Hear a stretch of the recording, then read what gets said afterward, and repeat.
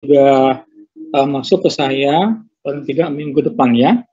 Oke, nah yang terakhir adalah untuk pengajaran mata ajar Pancasila, mohon maaf ya, saya tidak menggunakan bahasa yang terlalu resmi atau formal, tapi hanya menggunakan bahasa sehari-hari. Ya, mungkin nanti terselip bahasa-bahasa pergaulan atau bahasa yang biasa dipakai di lapangan. Ya, semata-mata untuk memudahkan Anda memahami mata ajar Pancasila. Karena mata ajar ini sifatnya teoritis, dan Anda sudah belajar ini di bangku sebelumnya, di SMK atau di SMA atau di yang selevel dengan itu, bahkan mungkin juga di D3 Anda belajar ini. Jadi bisa saja mata ajar ini membuat Anda menjadi bosan, jadi kita perlukan improvisasi dalam pengajaran, ya, tapi dengan tidak mengurangi kualitas pembelajaran dari mata kuliah Pancasila itu sendiri. Ya, oke, sekarang kita coba pendidikan Pancasila di perguruan tinggi. Ya, mungkin Anda bertanya, kenapa sih Anda mesti belajar lagi Pancasila? Ya, sementara di jenjang pendidikan yang lain, di D3 atau di SMK, SMA, dan sebagainya, selevel dengan itu Anda pernah belajar tentang Pancasila. Apa bedanya? Dan kenapa Anda belajar ini di level perguruan tinggi? Apalagi di level S1. Ya, nanti kita telusuri secara ilmiah dalam 14 kali sesi ya, dengan saya dan Bu Novi. Semoga dengan perbekalan 14 kali sesi, Anda bisa memahami dan menyimpulkan kenapa Anda mesti belajar lagi Pancasila di level perguruan tinggi. Ya, nah, kita coba pendidikan Pancasila di perguruan tinggi.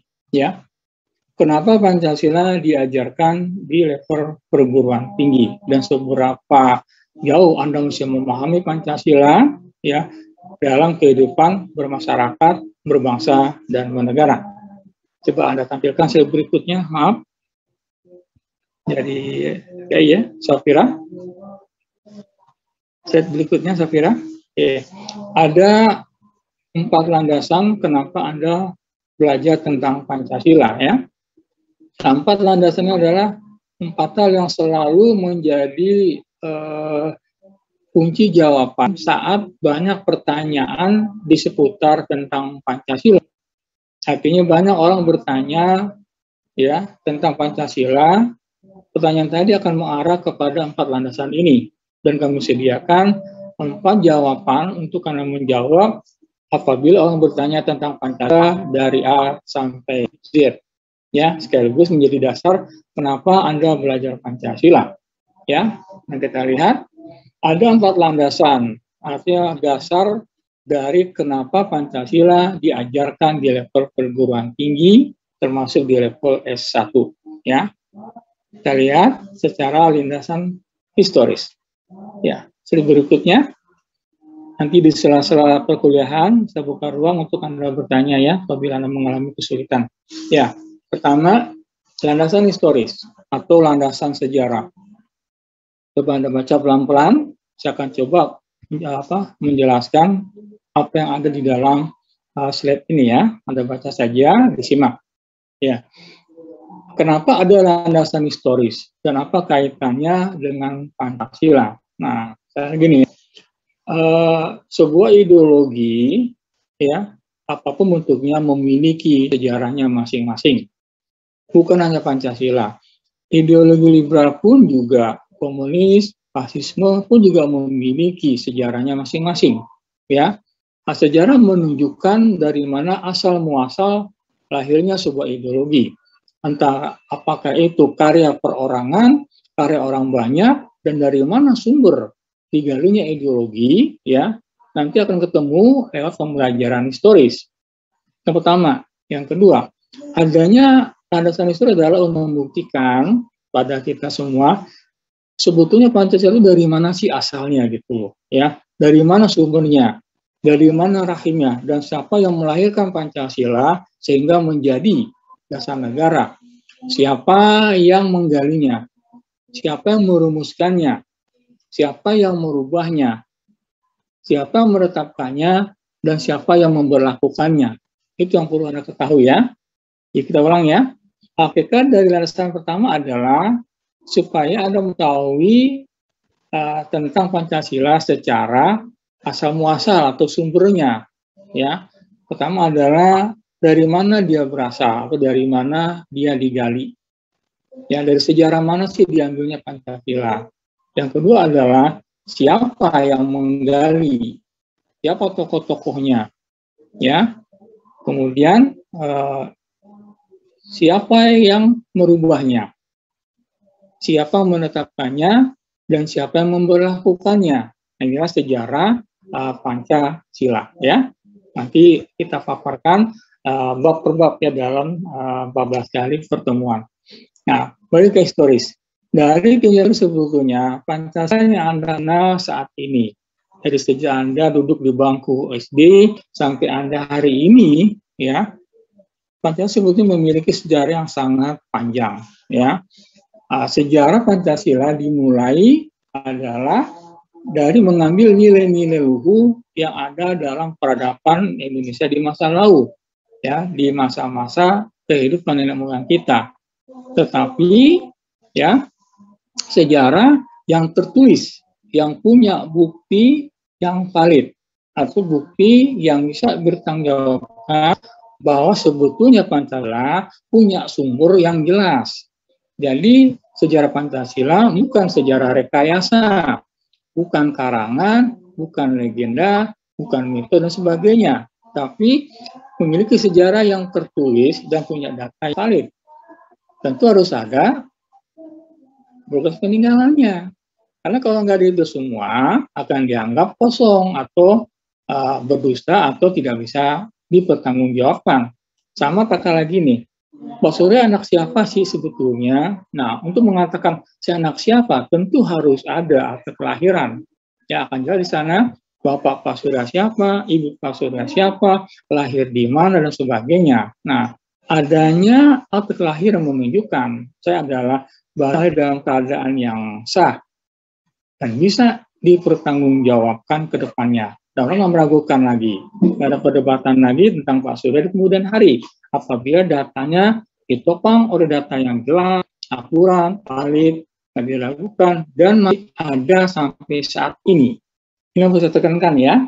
Nah, sekarang kembali ke yang tadi. Pancasila, bila telusuri 5 sila di Pancasila yang ada Anda kenal, ya, dari ketuhanan yang Maha Esa sampai ke sosial, sebetulnya adalah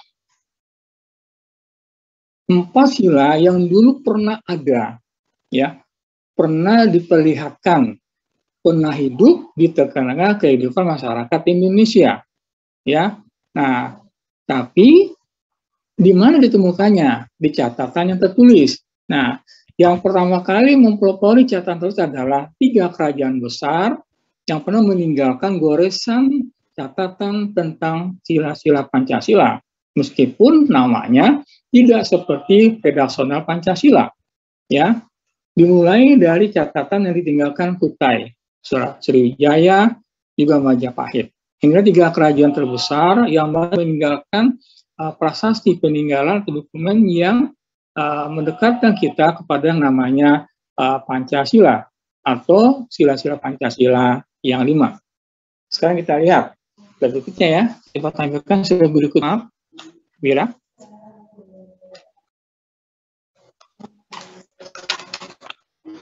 bisa ya, Anda lihat dalam gambar ya. Pertama, di mana buktinya bahwa Pancasila diambil dari sejarah masa lalu. Nah, kita lihat umpamanya pengamalan sila pertama Pancasila ketuhanan, ya. Nah, yang namanya kehidupan religius, kepercayaan kepada Tuhan sebetulnya bukan ada saat ini saja. Jauh sebelum Pancasila disahkan, digali dan ditemukan, sebetulnya yang namanya nilai ketuhanan sudah pernah ada sejak dulu, ya. Nah, nanti kita pelajari di bab kedua sejarah Pancasila. Nah, contoh kayak ini, di Kutai, kerajaan Kutai di Kalimantan, ya, Kalimantan dikatakan bahwa kerajaan Kutai, ya, yang dipimpin oleh Raja Mulawarman, itu pernah meninggalkan yang namanya prasasti 7 yupa.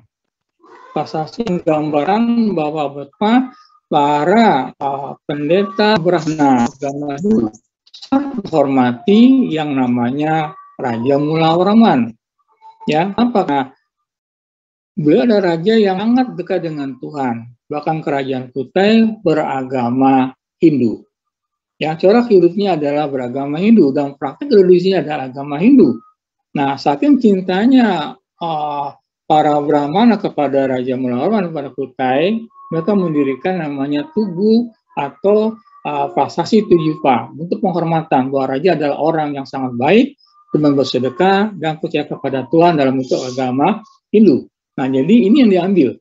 Ini ketuhanan daripada kan kerajaan pun diambil sebagai bagian dari sila pertama Pancasila, kepercayaan kepada Tuhan. Meskipun bentuknya satu adalah bentuknya agama Hindu, belum ada Buddha, Islam, Konghucu, dan juga agama Kristiani. Ya, nah berarti yang namanya sila ketuhanan adanya atau tersusun dalam Pancasila karena catatan sejarah. Sejak dulu bangsa kita adalah bangsa yang menggemari atau mencintai atau mengakui adanya Tuhan. Ya, nanti kita pelajari di bab kedua ya tentang sejarah Pancasila secara lebih mendetil. Apalagi kemudian ya, umpamanya yang namanya nilai-nilai musyawarah mufakat umpamanya ya. Nah, ini diperkenalkan pertama kali di Kerajaan Majapahit ya. Raja Majapahit setiap kali mengambil keputusan membangun negeri untuk kemakmuran dan kemajuan Majapahit. Mereka punya tim penasehat, ya, ada ahli ekonomi, ahli hukum dan sebagainya itu dirapatkan, ya. Jadi dibuat program berdasarkan masukan-masukan dari para penasihat raja dari sejak berdirinya Majapahit sampai Raja Majapahit yang terakhir. Nah, konsep musyawarah inilah yang pernah berkembang dan membesarkan Majapahit dijadikan bagian dari yang namanya sila Pancasila, yaitu sila musyawarah mufakat. Nah, jadi Pancasila sebetulnya adalah sila-silanya yang 5 diambil dari peradaban sejarah masa lalu. Berarti dia berasal dari tradisi sejarah bangsa sendiri, tidak diambil dari sejarah bangsa asing. Nah, sehingga mulai digali oleh para penggali Pancasila dalam sidang pertama PUPKI yang membahas tentang dasar negara. Nah, inilah landasan historis. Ya. Jadi, intinya adalah bahwa Pancasila sungguh-sungguh berasal dari sejarah Indonesia sendiri, tidak diambil dari sejarah bangsa asing. Ya, jadi made in dalam negeri. Ya, semoga bisa dipahami. Ya, berikutnya. Ya, Safira. Landasan kultur. Ya. Nah, agak cermati dulu beberapa detik. Saya coba jelaskan. Ya. Ada beberapa poin terkait dengan landasan kultural atau landasan budaya. Dalam konteks budaya atau kultur sebetulnya, sila-sila Pancasila yang 5, ya, bukan hanya diambil dari sejarah masa lalu yang ditinggalkan dalam bentuk dokumen atau prasasti, tapi juga diambil dari kultur, tradisi yang diwariskan di negara kita dari dahulu sampai sekarang, ya, bukan dokumennya ya, tapi tradisinya, kulturnya. Contoh kayak gini, ya, kenapa adalah keempat musyawarah mufakat? Nah, coba kita pikirkan, ya. Musyawarah mufakat kan tidak hanya ada pada hari ini, ya. Nanti Anda akan ketemu dengan yang namanya musyawarah mufakat, ya. Orang dulu di kampung menggunakan musyawarah mufakat, ya. Nah, bahkan kalau Anda menikah saja, Anda akan musyawarah antara pihak mempelai dengan mempelai yang akan nikah akan merujuk apa yang dirujukin musyawarahkan, umpamanya tempatnya di mana, kan siapa yang diundang dan sebagainya. Kenapa ada musyawarah? Supaya ketemu jalan keluar yang baik. Supaya apa? Jalannya lancar dan bisa diterima semua pihak. Nah, tradisi ini kan ada dari dulu. Majapahit juga musyawarah. kakek saya juga pernah musyawarah. Bapak saya pernah musyawarah. Dan kita pernah musyawarah. Di SD kita pernah rapat kelas. Di SMP kita pernah rapat kelas. SMA kita penerapan kelas dan sebagainya. Nah, kultur musyawarah mufakat itu adalah punya kita, dijadikan sebagai bagian dari Pancasila sila yang keempat, yaitu tradisi memecahkan masalah, ya, mencari solusi dengan menggunakan konsep musyawarah mufakat. Ini yang menjiwai dari semua permasalahan.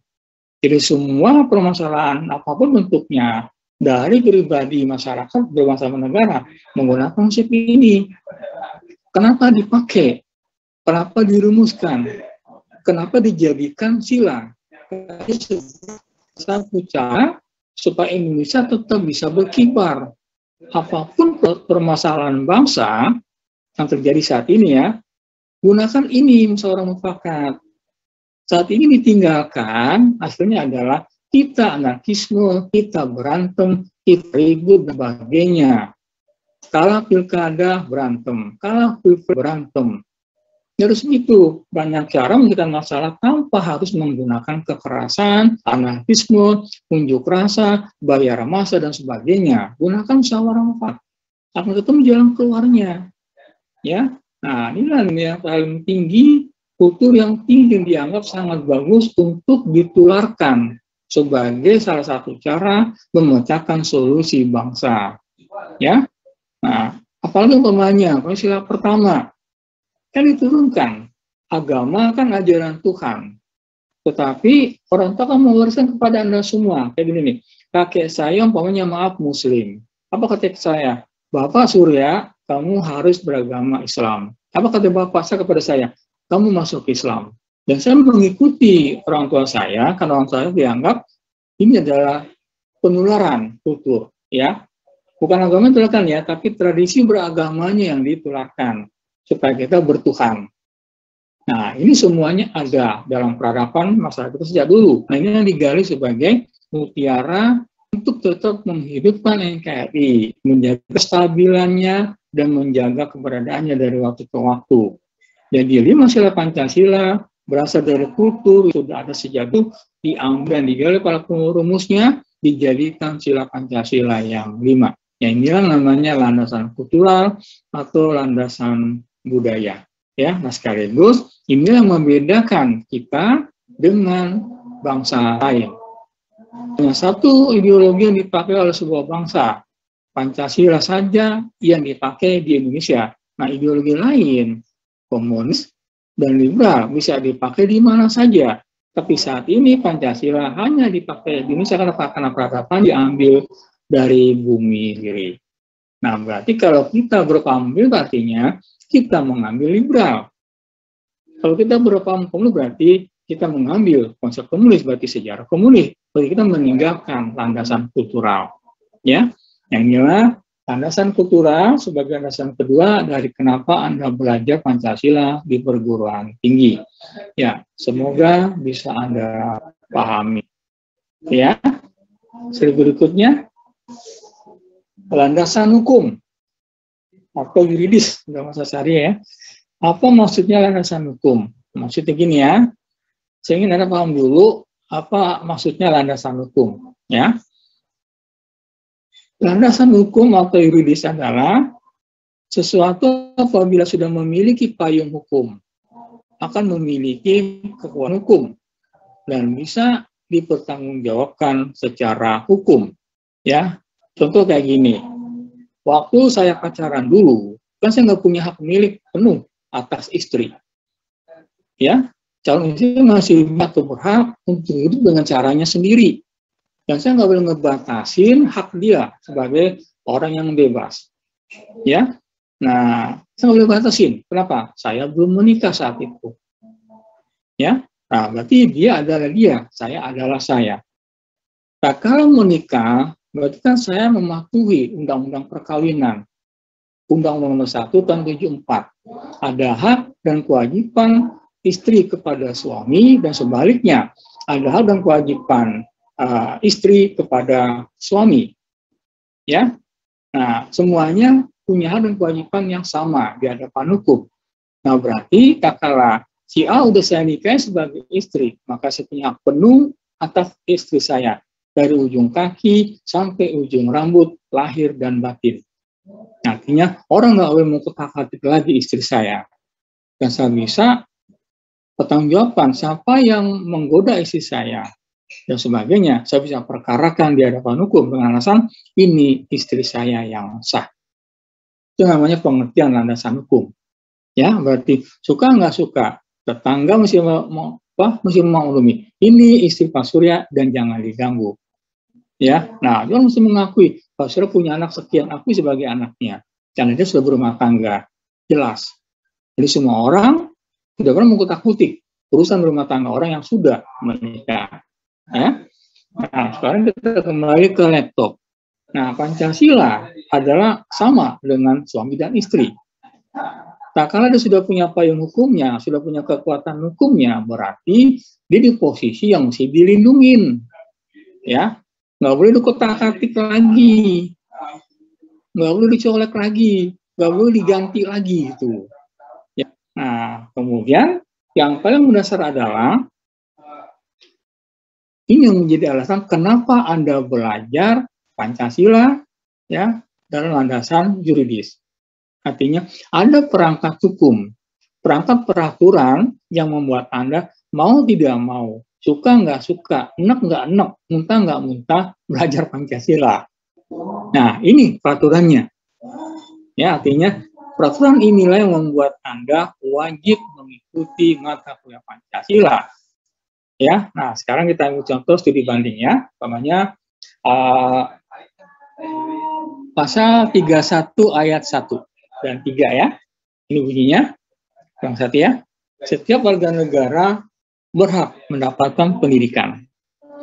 Ya, ini dalam konteks UUD 45, undang-undang yang tertinggi dalam hierarki peraturan perundang-undangan Indonesia. Apa maksud pasal 31 ayat 1 sebetulnya? Nah, setiap orang, berarti setiap WNI ya, berhak untuk mendapatkan pendidikan dari tingkat sekolah dasar sampai S3. Artinya Anda boleh dimanapun Anda sekolah, dimanapun Anda kuliah sebagai hak untuk mendapatkan pendidikan. Nah, tapi kaitan dengan institusi adalah di kampus Anda, di Dinas Politeknik Jakarta 3, ada paket kurikulum yang mewajibkan perguruan tinggi untuk mengajarkan pendidikan Pancasila kepada mahasiswanya. Ya, jadi pasal 31 menyuruh berhak mendapatkan pendidikan. Nah, kalau kita lihat di konteks yang ini yang berikutnya, ya, coba berikutnya maaf Safira. Ya. Nah, ini yang paling pokok. Di pasal 331 tadi, kan Anda mendapatkan pendidikan. Nah, ini diperluas dan lebih spesifikasi dijelaskan dalam Undang-Undang 12 tahun 2012 bahwa ada mata kuliah wajib yang mesti dipelajari oleh mahasiswa. Ya, dalam konteks ini nih, Undang-Undang 12 tahun 2012, yaitu mata ajar agama, Pancasila, Kewarganegaraan, dan bahasa Indonesia. Artinya semua kampus dari D3 sampai S1 wajib mengajarkan ini kepada mahasiswanya. Dan harus ada dosen yang mengajarkan ini, dosen agama, dosen Pancasila, Kewarganegaraan, dan dosen bahasa Indonesia.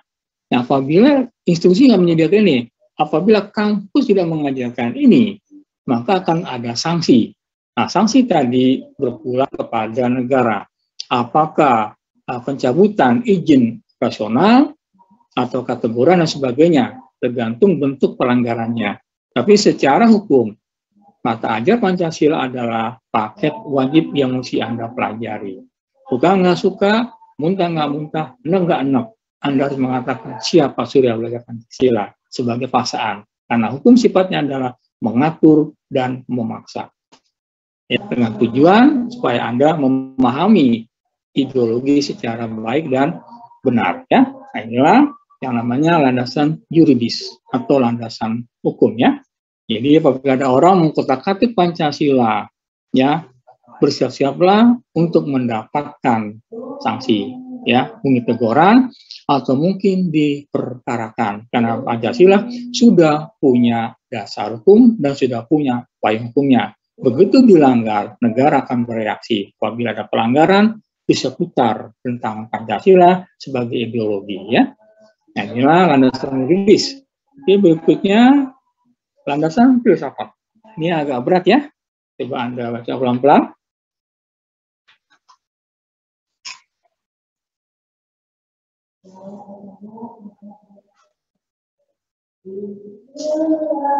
Oke, apa maksudnya landasan filosofis atau landasan filsafat? Maksudnya gini, pertama adalah Pancasila mengharuskan para penyelenggara negara. Siapa itu para penyelenggara negara?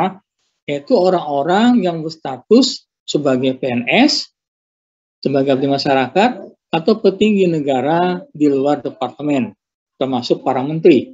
Jadi presiden, menteri, lurah, camat, wali kota, gubernur, bupati adalah penyelenggara negara di rakyatnya masing-masing. Nah, artinya mereka semua adalah orang-orang yang harus bisa menjadi contoh bahwa mereka adalah orang-orang yang juga mengerti tentang Pancasila. Ya, artinya sepak terjang penyelenggara negara mesti mencerminkan orang yang mengerti Pancasila. Umpamanya gini nih, kenapa sering terjadi korupsi yang melibatkan para petinggi negara? Umpamanya, maaf gitu, Edi Prabowo, korupsi tentang Bimirsor ya, kemudian Kemensos juga terlibat, dan cukup banyak anggota DPR juga terlibat. Mereka kan penyelenggara negara. Nah, kenapa mereka melakukan itu? Karena mereka sebetulnya tidak memahami Pancasila. Pancasila mengajarkan Anda harus mengenal Tuhan, ya, bahwa sepak terjang Anda sebagai pribadi, sebagai negara tidak pernah lepas dari pengawasan Tuhan. Dan adanya Tuhan, adanya agama diakui Pancasila di sila pertama. Kalau dia mengerti Tuhan, dia mengerti agama, dan dia punya iman, nggak akan mungkin korupsi terjadi. Ya, jadi kepahaman tentang ideologi negara sangat minim, di samping juga pemahaman agamanya. Ya, apa kurangnya dia? Gelar bertumpuk, bukan S1 sampai S3. Kok bisa korupsi kan gitu? Kenapa? Karena tidak mengerti bahwa yang namanya korupsi bukan hanya merugikan dirinya, tapi juga merugikan orang banyak secara saham. Berarti Anda menanggung dosa begitu banyak. Ya, nah ini namanya filosofi, artinya penyelenggara negara harus memahami apa maksud yang tersirat dalam sila-sila Pancasila yang 5 tadi. Yang lain, apabila Anda seorang lurah, ya, ini memecahkan masalah di kelurahan, kan Anda bisa musyawarah dengan tokoh masyarakat, ya, para ulama, atau cendekiawan, dikumpulin jadi satu, supaya Anda bermasukan bagaimana membangun kelurahan secara bersama, libatkan semua tokoh. Begini, kenapa di kampung Anda banyak orang mabuk, banyak orang narkoba? Itu kan bukan masalah kelurahan aja, tapi masalah semuanya. Nah, Anda kan bisa mencari solusi, umpamanya mengedepankan musyawarah, memanggil tokoh-tokoh yang kompeten untuk diminta pendapatnya. Bagaimana mengatasi ini? Jangan ada masalah lurah berjalan sendiri. Enggak juga, Anda bukan Superman, ya. Mengatasi masalah begitu besar, nggak bisa sendirian. Bukan hanya berdasarkan peraturan hukum, tapi juga mesti memahami kita hidup bertetangga, punya warga. Kita gunakan musyawarah itu namanya nilai-nilai filosofis, ya, nilai yang betul-betul diajarkan dan sangat mahal harganya, yaitu musyawarah mufakat. Nah, ini untuk memahami yang pertama. Yang kedua adalah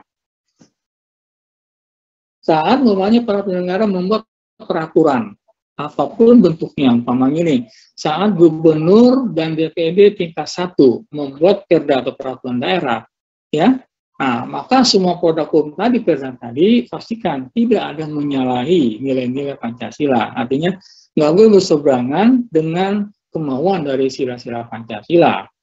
Artinya semangat perdanya mencerminkan Bhinneka Tunggal Ika. Tidak memihak salah satu agama, tidak memihak salah satu suku, tapi memihak kepada keberagaman. Jadi perda, semua peraturan mencerminkan Bhinneka Tunggal Ika, tidak membeda-bedakan orang dalam beragam sisi atau dalam beragam aspek. Ini nilai filosofi dari Pancasila, landasan filosofi. Ya. Yang kedua adalah Pancasila dijadikan sebagai landasan negara. Artinya, Pancasila harus ada di atas dari semua hierarki yang ada di negara. Artinya, tujuan negara umpamanya harus bersumber pada Pancasila. Contoh gini ya, Anda lihat, tujuan negara Indonesia itu apa umpamanya? Ya, ada 4 tujuan negara dalam alinea keempat pembukaan UUD 45. Yang pertama adalah negara yang melindungi bangsanya, negara yang memajukan kesejahteraan umum, negara yang bisa mencerdaskan bangsanya, dan negara yang bisa ikut memelihara ketertiban negara. Itu tujuan negara yang berakhir kepada menciptakan masyarakat adil dan makmur. Nah, ini semua kan sebetulnya kemauan Pancasila sebetulnya. Ya, siapa yang nggak kepengen pinter? Semua pengen pinter. Ya, nah, tak kala ada orang di sekitar Anda yang tidak mampu untuk sekolah, Anda berkemampuan. Kalau berkemampuan secara finansial, bantulah secara rutin. Sebatas Anda bisa sumbangkan. Jadi nggak perlu orang nggak punya uang harus sana-sana nyari duit kemana-mana. Ya, atau Anda bisa ngasih duit, kasih ilmu, ajarin dia yang bisa Anda ajarkan. Nah, berarti Pancasila di atas tujuan negara. Ini yang kita minta. Ya, negara memahami, Anda memahami. Nah, ini nilai filosofis yang Anda pahami, bukan hafalan kiranya. Tapi muatan nilainya itu apa dan bagaimana aplikasinya itu namanya filosofis. Ya, inilah landasan keempat dari Pancasila. Oke, bisa dipahami? Silakan kalau ada yang bertanya tentang landasan dulu ya. Sebelum saya masuk ke yang kedua tentang tujuan. Silakan. Bila ada yang ingin bertanya ya.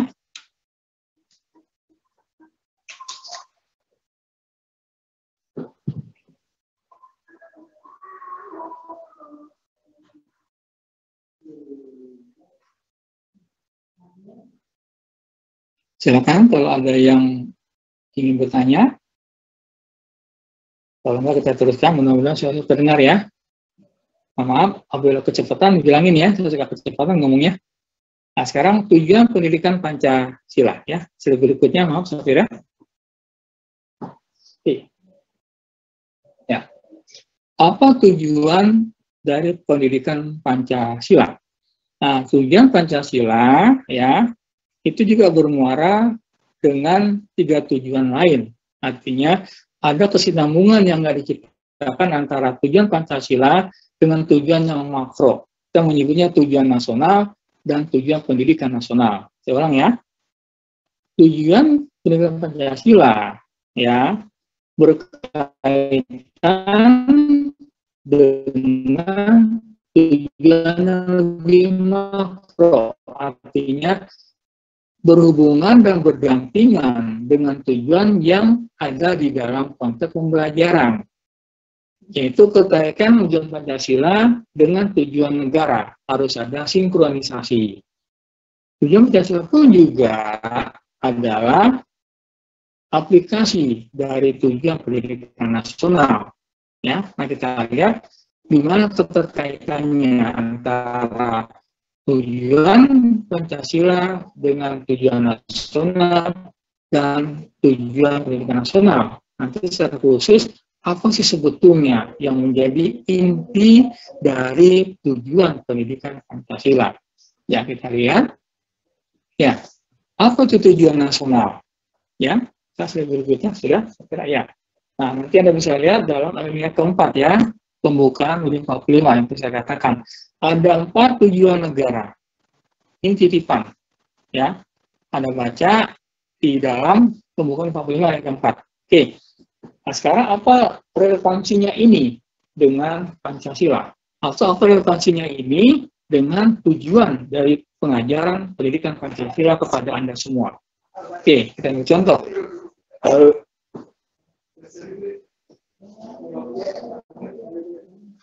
Memajukan kesejahteraan umum. Ini sampel ya, sama contoh ya. Salah satu tujuan negara adalah memajukan kesejahteraan umum. Nah, bagaimana Pancasila menyikapi ini dalam pembelajaran Pancasila? Nah, kita berharap sebetulnya nanti untuk mewujudkan yang nomor 2 tujuan negara ini sebetulnya tidak harus kita menunggu negara saja yang bergerak. Kita bisa bantu negara, bahkan bisa mewujudkan ini dari pribadi kita masing-masing.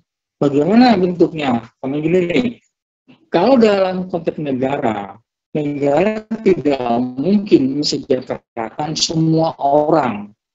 Karena uang negara kurang untuk membiayai orang menjadi mampu per orang yang tidak akan mungkin. Uang negara terbatas.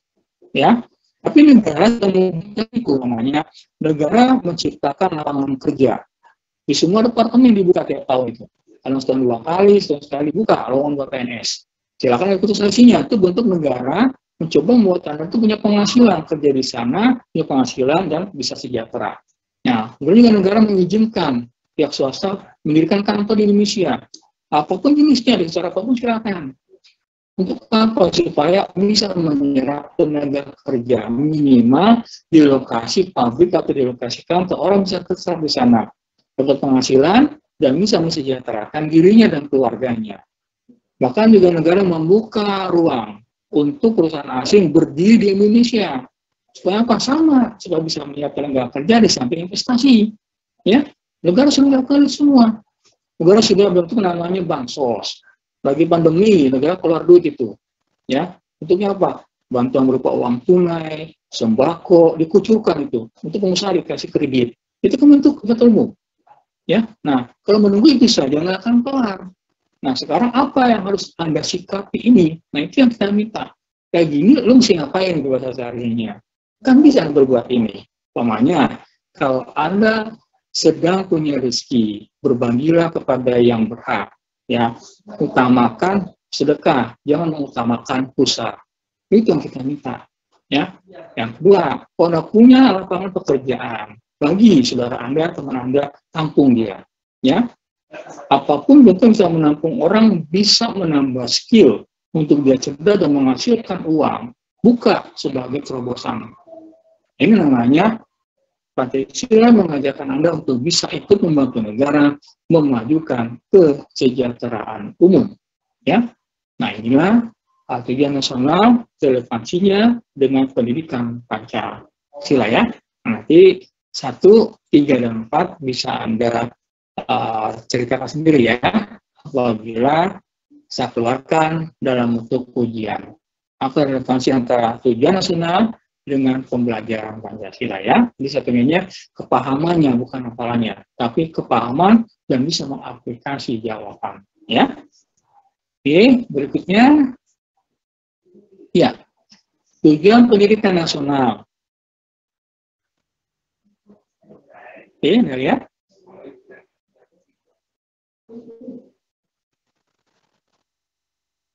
Tunggu dulu ya, beberapa detik. Nanti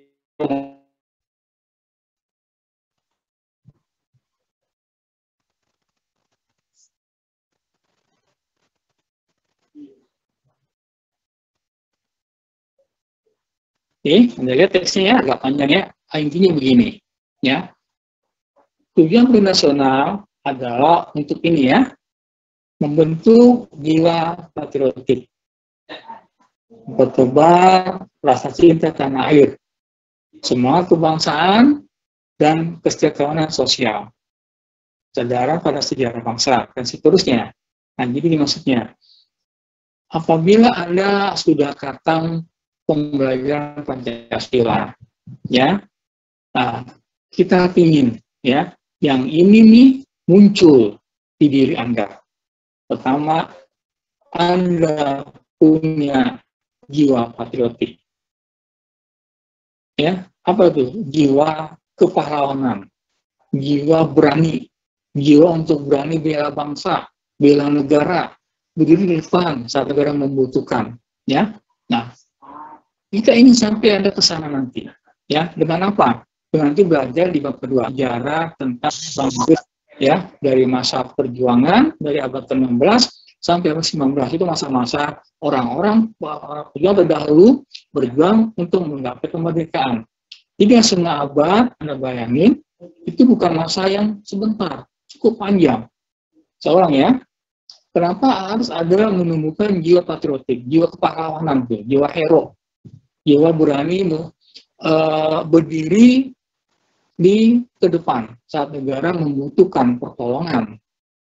Nah, ini pernah ada jauh sebelum Anda lahir. Sebelum saya lahir sudah ada muncul. Di mana? Nanti kita pelajari di bab 2. Kita baca sejarahnya.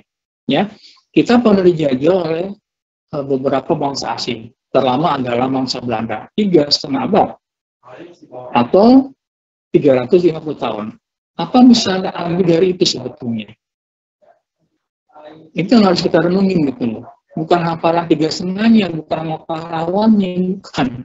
Ya, tapi ternyata kita berpikir bahwa mereka 6 generasi, kalau satu generasi berumur 60 tahun, ya, dan mereka berjuang 3,5, artinya 6 generasi itu berkorban buat Anda semua, untuk Anda bisa nyaman kuliah, nyaman sekolah. Apa yang mereka pertaruhkan untuk Anda bisa seperti ini? Pertama adalah nyawa. Nyawa dikorbanin. Ada meninggal di medan perang, ada yang istrinya meninggal, anaknya dikorbankan untuk namanya merdeka. Rumahnya habis, hartanya habis, dan itu berjalan terus selama 350 tahun. Yang kedua adalah apa patriotik di tanah airnya? Anda lihat, ya, saat Belanda masuk ke Maluku atau ke Ambon, Patimura bergerak. Kenapa? Aku nggak suka Maluku diinjak-injak, apalagi diambil rempah-rempahnya. Belanda kesulitan, perang dulu, baru Maluku ditaklukkan. Belanda masuk ke Aceh, orang Aceh ngajak perang, Tengku Umar, Palembang bergerak itu. 25 tahun perang Aceh berkibar, berkobar, kita kalah. Tapi geopatriotik itu tidak pernah mati. Setiap daerah punya pahlawan, setiap daerah mengadakan pergerakan. Kenapa? Karena mereka cinta tanah airnya meskipun hanya sebatas cinta kepada wilayah masing-masing. Nilai ini yang ingin kita wariskan dalam pembelajaran sejarah. Nah, kenapa ini mesti ada? Karena saat ini jiwa ini sudah mulai hilang. Cinta kita kepada tanah air sudah mulai luntur. Apa bentuknya? Kan gampang, ya. Kalau kita mau jujur, ya, kalau kita bicara tentang sepak bola, saya kira percaya banyak orang mencintai, ya, klub kesebelasan luar negeri, ya, sampai puncaknya adalah tak kalah ada Juventus namanya bertarung dengan Inter Milan, mereka jadi penggemar Inter Milan. Bahkan kadang-kala rumah mereka benderanya adalah bendera sebuah kesebelasan, taruh di kamar, bahkan juga di kaos Anda, di baju Anda. Tapi pernah Anda berpikir bahwa di kamar Anda harusnya ada merah putih, harus ada burung Garuda Pancasila? Nggak ada. Jarang banget orang ada menaruh lambang burung Garuda di rumahnya. Apalagi Anda menaruh bendera merah putih kecil saja di meja Anda. Hampir nggak ada. Bagaimana itu nggak akan tumbuh kalau Anda nggak bisa menghormati simbol-simbol kenegaraan. Merah putih diperjuangkan lama gitu. Pancasila diperjuangkan lama, kok dibiarin? Bagaimana bisa tumbuh jiwa cinta bangsa, cinta tanah air kalau ini nggak ada? Nah, Liga Nasional berusaha mendidik Anda untuk mencoba mengikuti jejak mereka, cinta tanah air. Punya jiwa patriotik meskipun masanya nggak sama, sikonnya nggak sama, dan bentuk tantangannya nggak sama, tapi perjuangan tadi, jiwa tadi harus tetap ada. Apa tentunya? Anda di profesi nurse. Jadilah profesi tadi Anda bisa mengharumkan bangsa Anda. Jadilah pahlawan yang menolong orang, ya, saat memang profesi Anda dibutuhkan. Negara butuh nurse, Anda berangkat. Ya, bukan karena profesi tapi cinta kepada kemanusiaan, cinta kepada bangsa, bantu. Nah, ini maksudnya tujuan nasional kaitannya dengan pendidikan Pancasila, ya. Nah, semoga bisa dipahami, ya. Berikutnya, terakhir, ya, tujuan dari pendidikan Pancasila. Oke.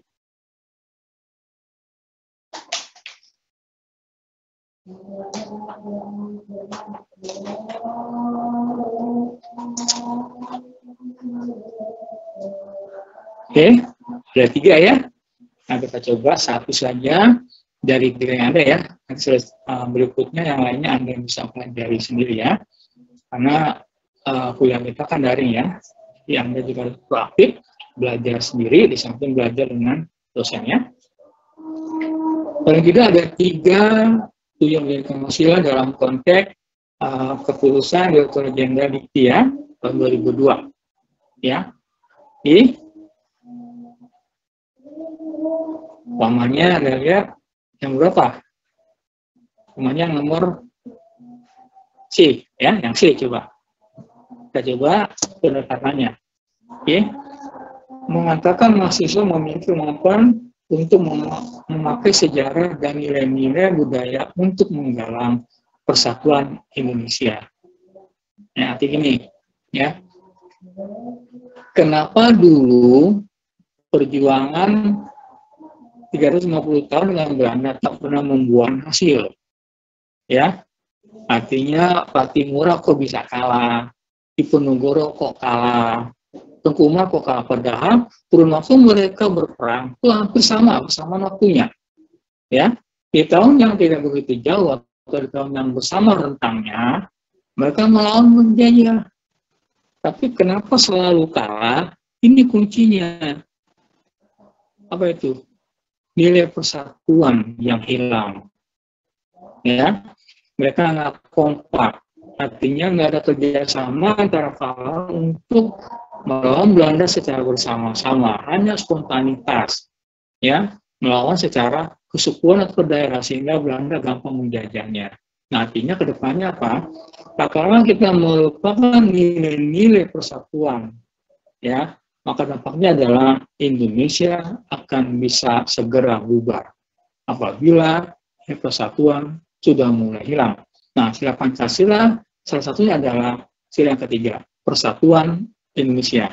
Inilah kunci NKRI ke depan. Nah, nilai-nilai makanya persatuan ini yang harus kita pupuk dan pelihara. Nah, tanggal 7 November adalah tanggal kita menyatu secara berbangsa. Yang seterusnya saat tanggal itu kita tetap merdeka dengan mengutamakan persatuan di atas segala kepentingan dan permasalahan. Kita berdiri di atas Bhinneka Tunggal Ika.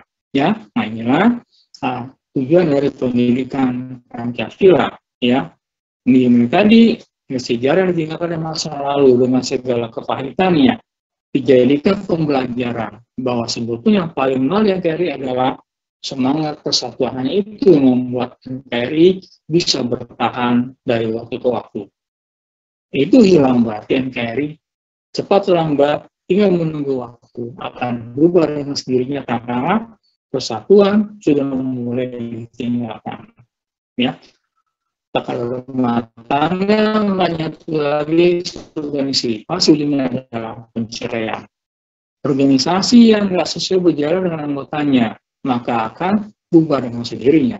Nah, apabila seluruh WNI nggak bisa menyatu di NKRI, otomatis akan bubar Indonesia dengan sendirinya. Dan nggak mungkin ada mungkin namanya negara Sumatera, negara Kalimantan, dan keluar dari NKRI. Nah, inilah inti dari tujuan dari Pancasila ya. Ya, semoga bisa Anda pahami. Silakan kalau ada yang mau bertanya sebelum saya tutup ya.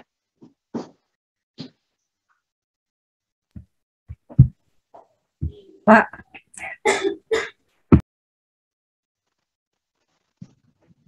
Ya, yuk silakan.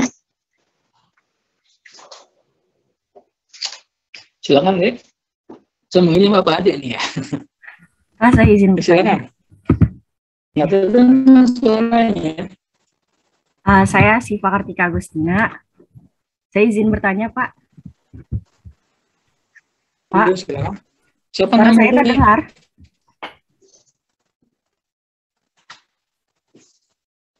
Halo, Pak. Suara saya terdengar? Ya, baik, Pak. Saya izin bertanya ya, Pak. Tadi Bapak menyinggung perihal penyelenggara negara harus memahami makna dari nilai-nilai yang ada di Pancasila. Iya, gimana? Apa pertanyaannya? Ya, Pak. Baik, saya izin bertanya ya, Pak. Tadi Bapak menyinggung perihal penyelenggara negara harus memahami makna dari nilai-nilai yang ada di Sila Pancasila. Namun masih ada banyak penyelenggara negara yang tidak memaknai hal tersebut, bahkan hanya mementingkan kepentingan pribadi di atas negara. Kita sebagai masyarakat Indonesia ini kan punya hak ya Pak, punya hak yang harus kita perjuangkan. Lalu bagaimana jika hak-hak kita sendiri disepelekan? Halo Pak, Bapak kemana?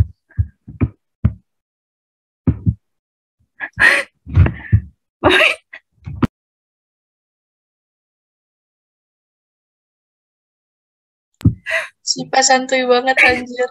Bapak kemana? Halo Pak. Ya Sipa. Kayaknya sinyal Bapak jelek deh, soalnya tadi juga putus-putus. Aku banget sama Sipa. Demi Allah di gue malu anjrit. Halo Pak. Bapak di mana? Nggak ada bapaknya. Ya nggak ada kan. Bapaknya kepental, dari tadi dia sinyalnya jelek.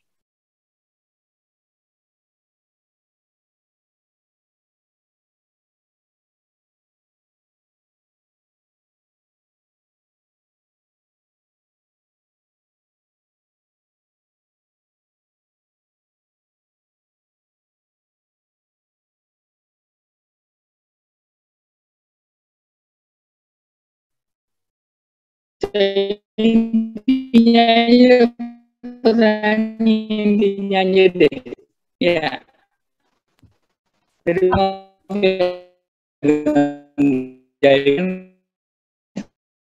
Pak, maaf izin masuk. Suara Bapak putus-putus Pak.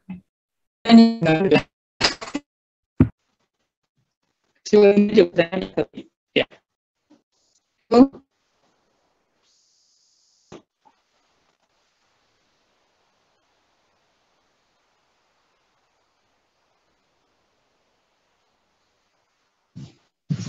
Halo. Ya. Coba intinya aja. Ya. Silakan. Baik Pak. Perkenalkan nama saya Siva Kartika Agustina. Saya izin bertanya.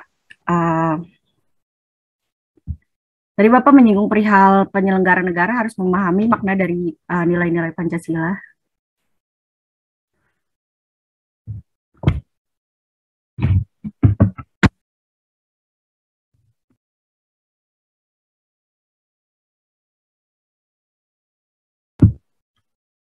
Ya Allah.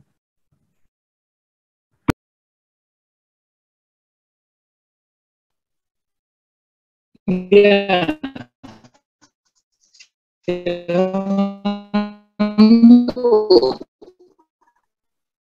Sorry ya.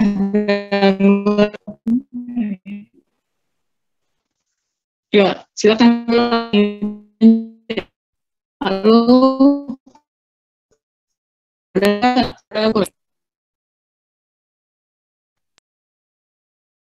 Iya Pak. Halo. Pak, suara Bapak putus-putus Pak. Ya, siapa ya? Ini. Ya udah. Saya lanjut ya Pak pertanyaannya. Ya. Halo, terdengar nggak suaranya? Nah iya Pak, kedengaran Pak. Iya, gimana ya? Udah paling bagus. Ya, coba intinya ya, pertanyaannya apa? Intinya aja. Ya. Bagaimana ya Pak biar rasa percaya kita kepada bangsa dan negara sendiri itu tumbuh, sedangkan hak kita sebagai warga negara tuh kadang disepelekan oleh penyelenggara negara gitu loh Pak. Banyak kan kasus-kasus tentang keadilan di Indonesia ini yang tidak diperjuangkan gitu loh Pak. Banyak yang tidak adil gitu. Nah, rasa-rasa percaya kita kepada bangsa dan negara sendiri itu tumbuh lagi tuh caranya bagaimana ya? Makasih Pak.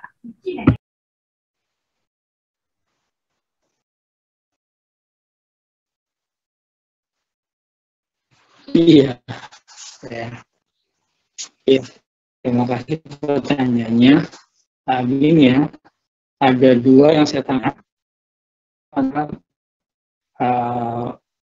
Bagaimana menumbuh kembangkan kepercayaan pada negara ya. Sebetulnya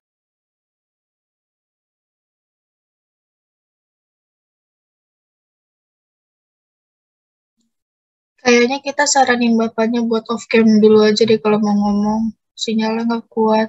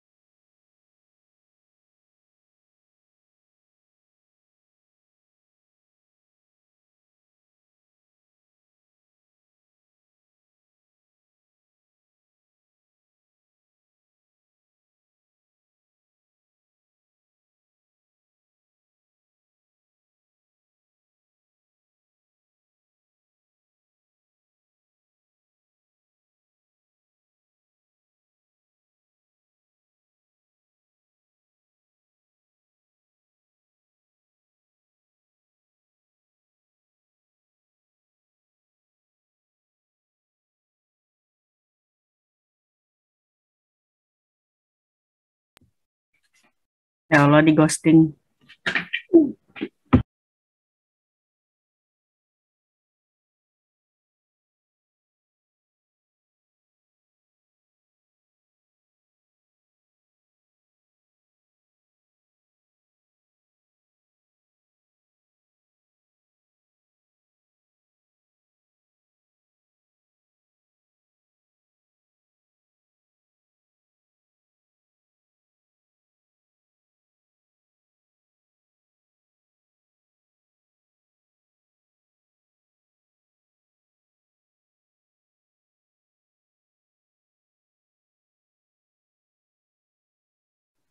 Guys, bapaknya bilang kalau matiin dulu. Kalau bapaknya pending 5 menit soalnya gangguan jaringan katanya.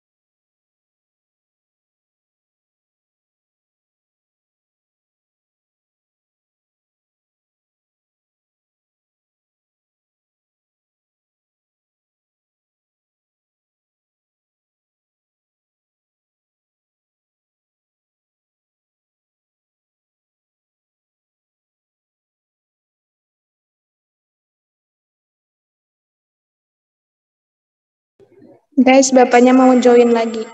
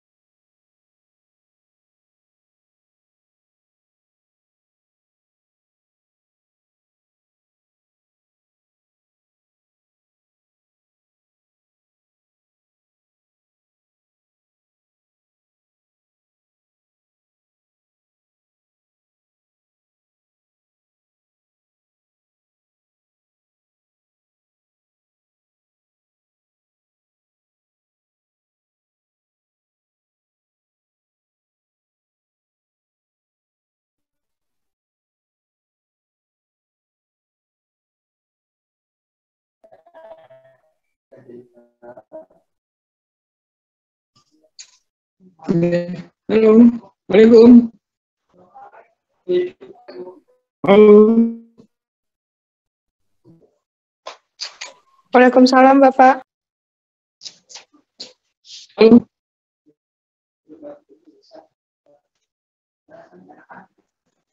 Ya, Iya, oke ya. halo, Pak. Dan terdengar ya. Nah, kita coba menjawab pertanyaan dari teman-teman tadi ya.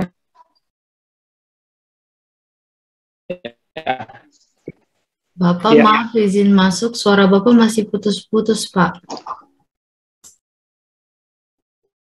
Coba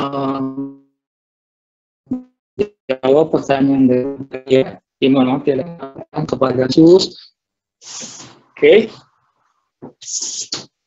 Udah? Masih? Masih putus nggak? Udah enggak, Bapak?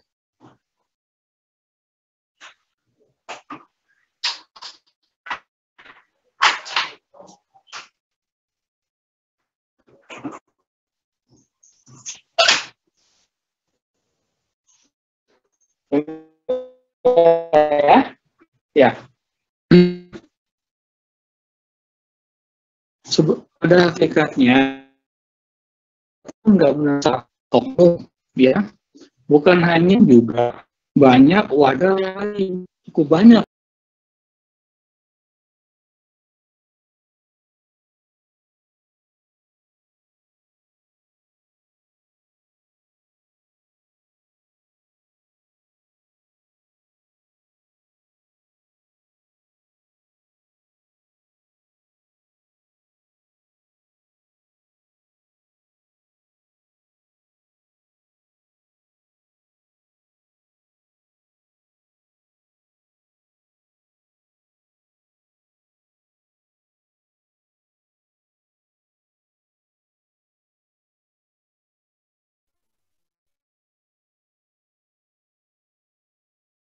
Ya, sudah. Halo, dengar? Masih putus-putus, Bapak. Iya. Kita coba jawab ya. Bagaimana sih menumbuhkan rasa percaya lagi kepada negara dalam banyak kasus? Oke.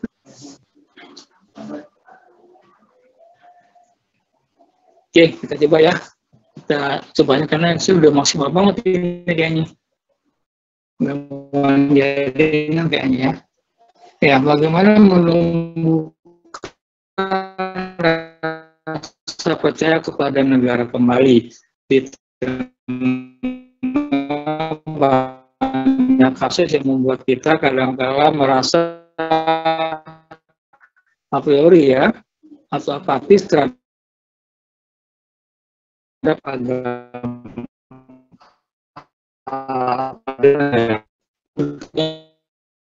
Tidak pernah bersalah dan hukum bersalah negara yang kerap membuat negara kisruh atau negara menjadi tercemar, ya.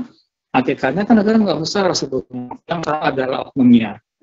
Ya, bukan hanya negara sebetulnya, banyak tempat-tempat yang bukan negara, maka yang juga orang sudah pesimis dan nggak percaya lagi. Tentu maaf ya, banyak kejadian pelecehan seksual di berbagai pesantren. Ya, itu kan banyak diangkat seperti itu. Itu orang percaya lagi pada pesantren. Kayak begini, masalah sebetulnya. Siapa yang salahnya? Ada, aku nggak akan nyantuk lagi.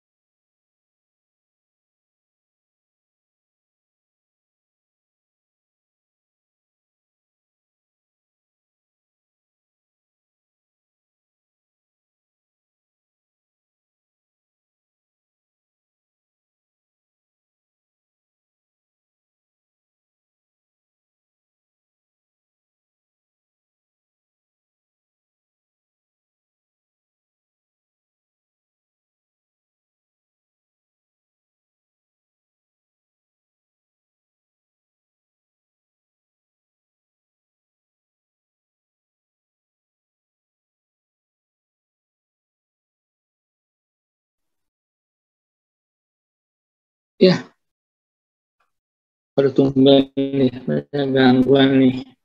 Ya, udah ya.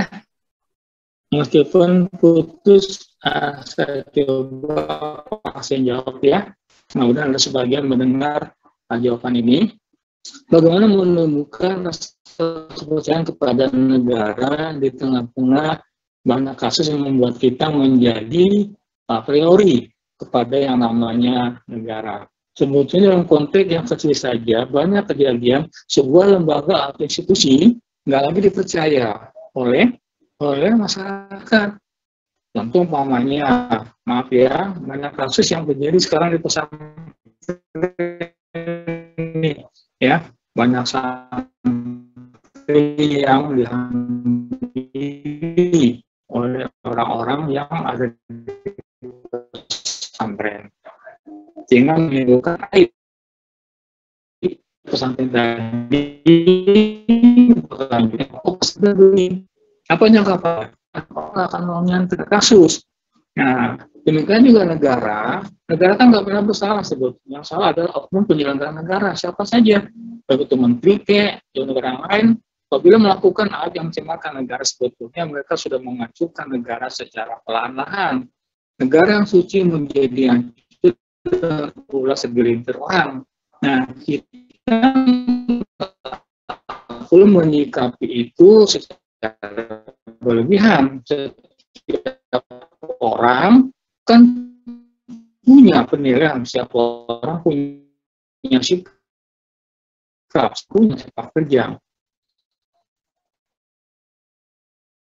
Orang yang kita anggap mungkin dia memilih pesimistis, lama-lama negara akan ada jauhi.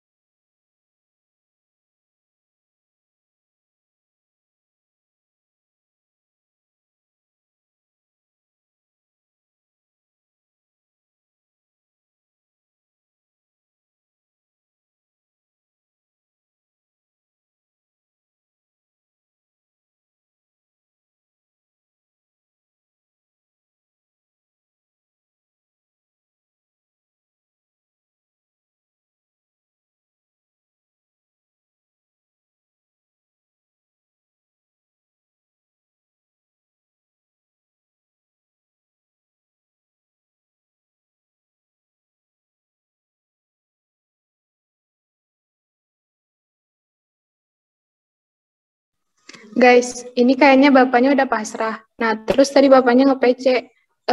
Udahlah, diakhiri saja masalah jaringan, katanya gitu. Ini belum di SS gimana? Kita on cam terus nanti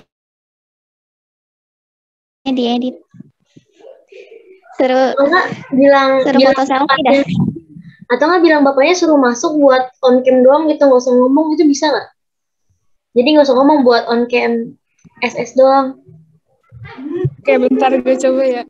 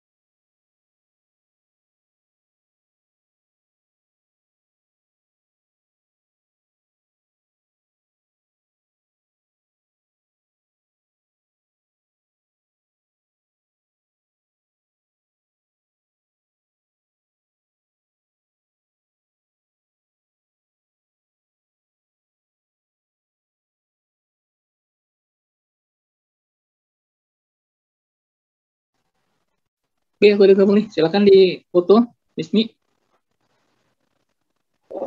Baik, sebentar ya Bapak. Slide 1.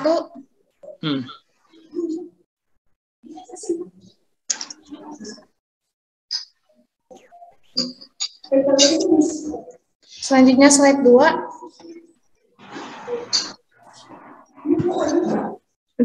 Udah Bapak, terima kasih. Sama-sama, salam ya.